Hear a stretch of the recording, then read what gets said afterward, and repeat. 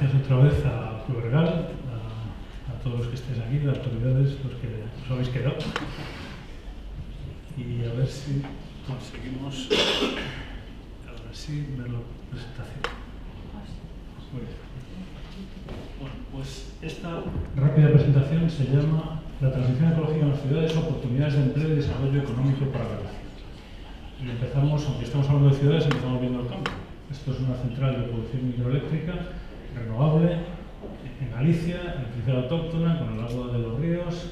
Esta central concretamente pues es un bien de interés cultural, parte del bien de interés cultural de la Ribeira Sacra. Se puede casi decir que el embalse que genera esta presa pues, produce la Ribeira Sacra tal y como se conoce hoy en día. El 90% de las fotos que veis de la Ribeira Sacra son vistas del embalse de Sancho Estevo, que es este que veis ahí, originado por esta central de producción renovable, y es un poco el origen de todo lo que vamos a hablar después. Es decir, antes dijimos que la transición ecológica es un cambio completo de la economía, de la sociedad, de la energía. Es un cambio obligado por muchos motivos, fundamentalmente ambientales, de salud, de economía, de seguridad del suministro y de supervivencia incluso política en este momento y de defensa. Es ya un asunto de defensa estratégica. Estamos viendo los problemas gravísimos que ocasiona depender de suministros energéticos que vienen de fuera.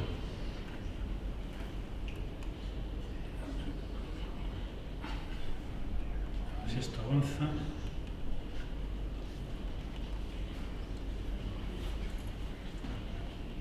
Si no, habrá que darle ahí.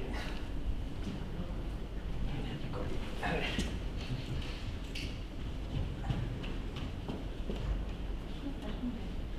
Pero no,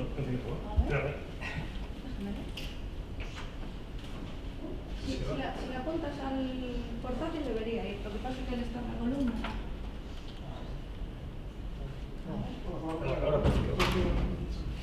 A ver, debe ser la columna que está ahí. Desde aquí. A ver. Sí. Ahí, perfecto, gracias. Bueno, parece que la tecnología empieza a funcionar. Smart Cities, soluciones urbanas. ¿Qué es? Todo, es absolutamente todo lo que hay que cambiar, se puede decir. Es mucho, es muchísimo. Es un reto formidable.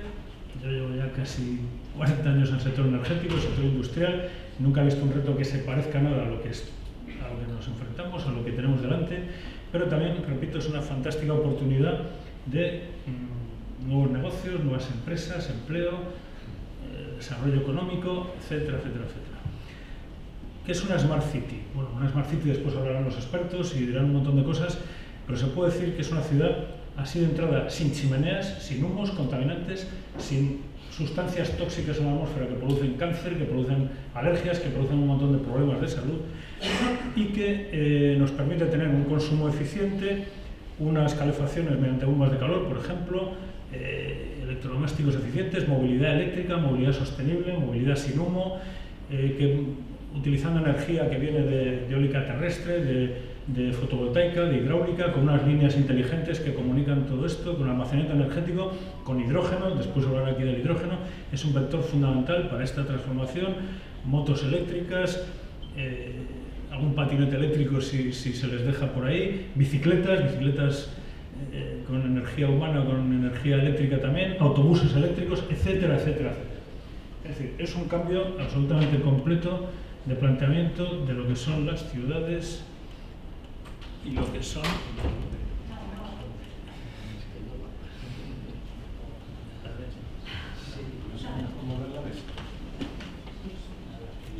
Nada, no quiere ir. Espera, lo vamos aquí. A ver si A ver si va. Si no le doy yo desde aquí.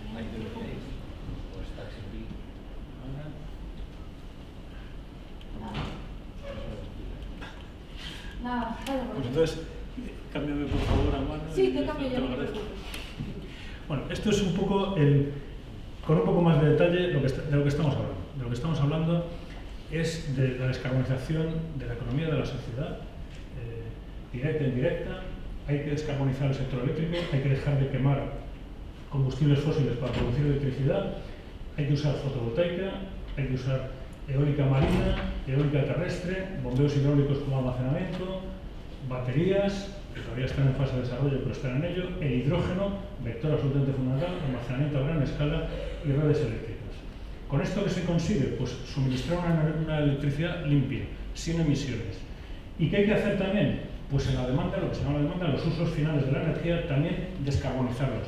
Dejar de echar humo por las chimeneas de las casas, por los tubos de escape de los coches. Para eso pues hay que cambiarlo todo.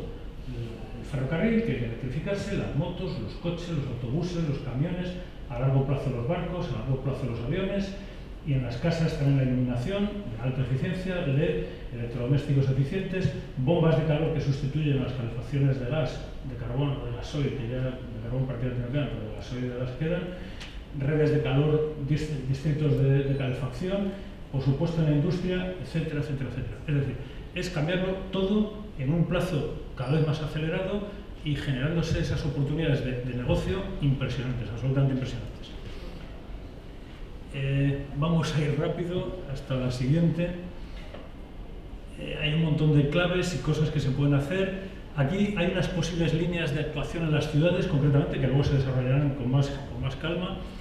Los propios ayuntamientos, las propias administraciones pueden actuar sobre sus propios consumos, en primer lugar, por ejemplo, dando ejemplo, utilizando las cubiertas de los edificios municipales públicos para autoconsumo, electrificando y descarbonizando las flotas municipales, policías locales, recogida de basuras, etcétera, etcétera, viviendas de protección oficiales cero emisiones con bombas de calor, autobuses eléctricos. Portugal nos está dando lecciones de cómo se puede electrificar el transporte mediante autobuses en las ciudades. Creo que en Galicia creo que todavía no hay ni un solo autobús eléctrico circulando por Galicia. En fin, ahí lo dejo, habrá que avanzar también en este campo. Edificios públicos con sustitución de climatización fósil por bomba de calor. También las administraciones tienen un papel fundamental, regular y facilitar que ciudadanos y empresas descarbonicen.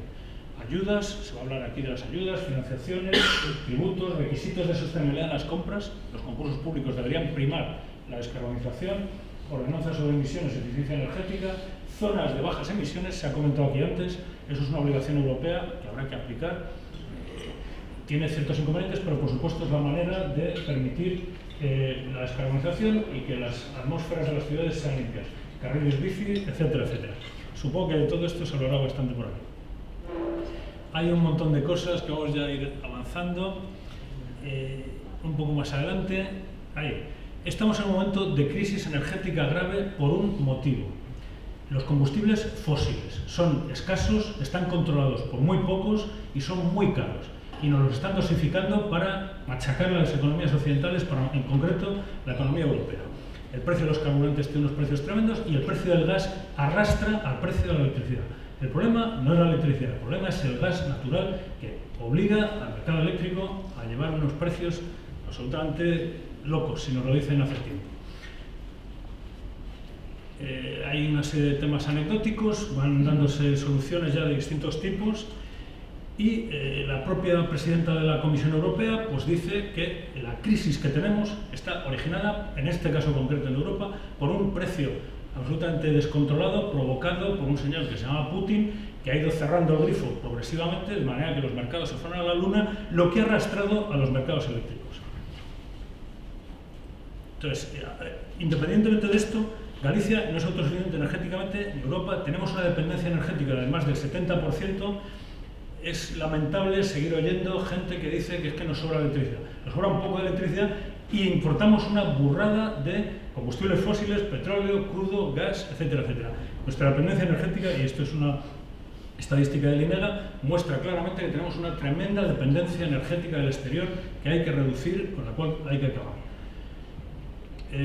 La Unión Europea pues, ha adoptado un plan de urgencia que se llama REPowerEU, en el cual pues, lo que dice es que tenemos que realizar un esfuerzo enorme para reducir esa dependencia que hay en Europa, que hay en España, que hay en Galicia, de los combustibles fósiles importados, fomentar los proyectos eólicos, fomentar los proyectos solares, fomentar las energías renovables autóctonas para que bajen los precios de la energía, para que tengamos seguridad del suministro y para que se acabe esta tremenda crisis energética, económica y hasta de defensa.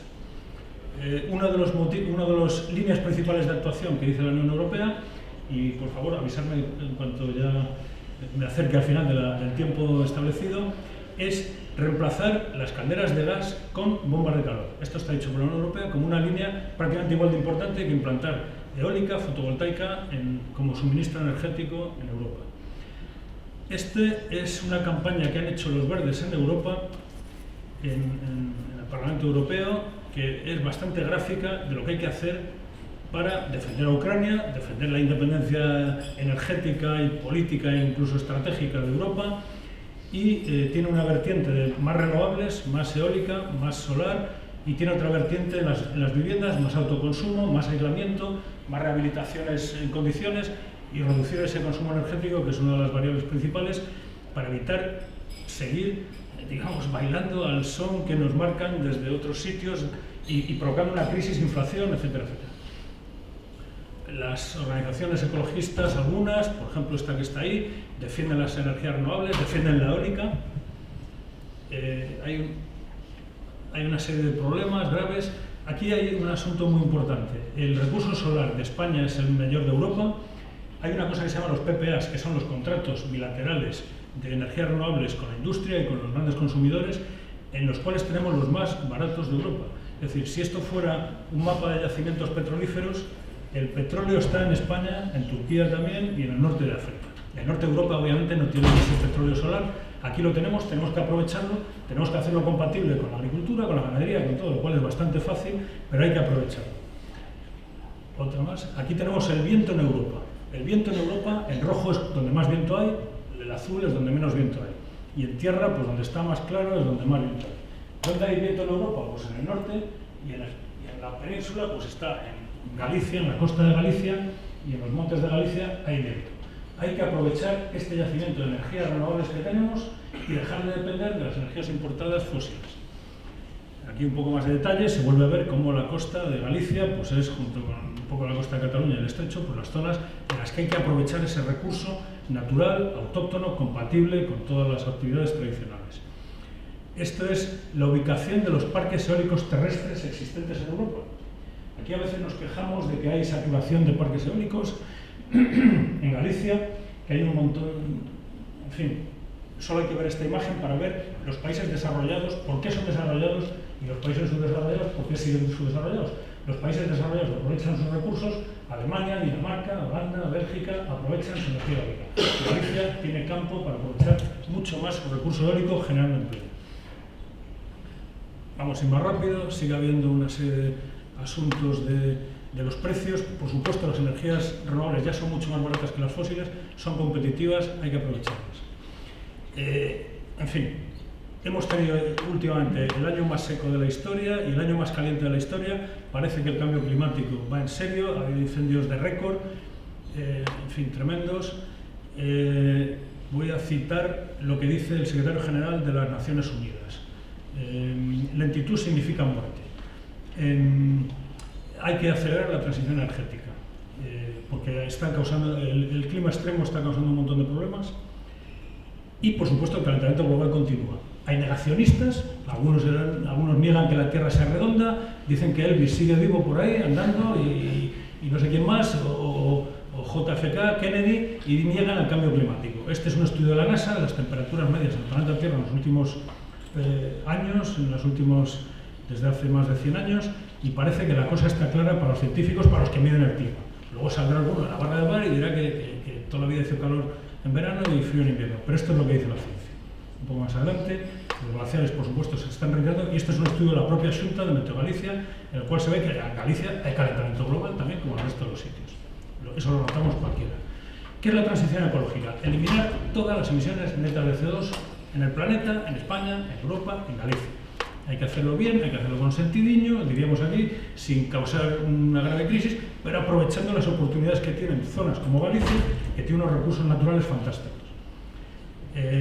Independiente de esto, pues hay un problema de salud gravísimo, y es que los humos de los diésel, los humos producidos por la combustión fósil, causa cáncer en muchos casos, y es un motivo de salud que obliga a esas zonas de bajas emisiones que hemos dicho.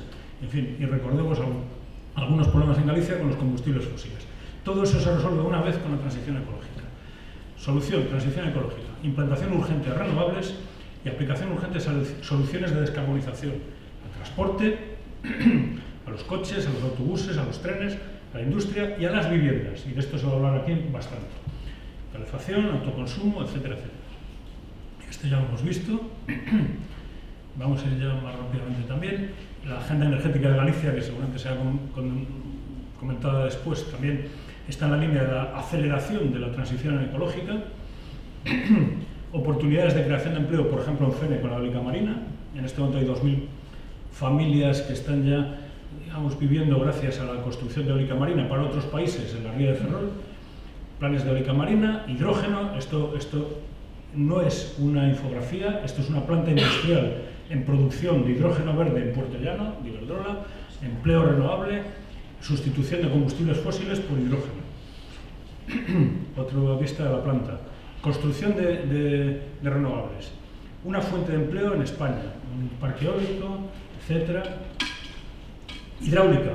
Esto no es una foto de las épocas oscuras de las dictaduras pasadas. Esta es una foto actual de Portugal, democracia, en el que se están construyendo nuevas centrales hidráulicas, nuevas presas, para aprovechar su recurso autóctono, que se llama agua y desnivel, que lo tienen, y la Gran Galicia lo tiene, para independizarse de los combustibles fósiles importados.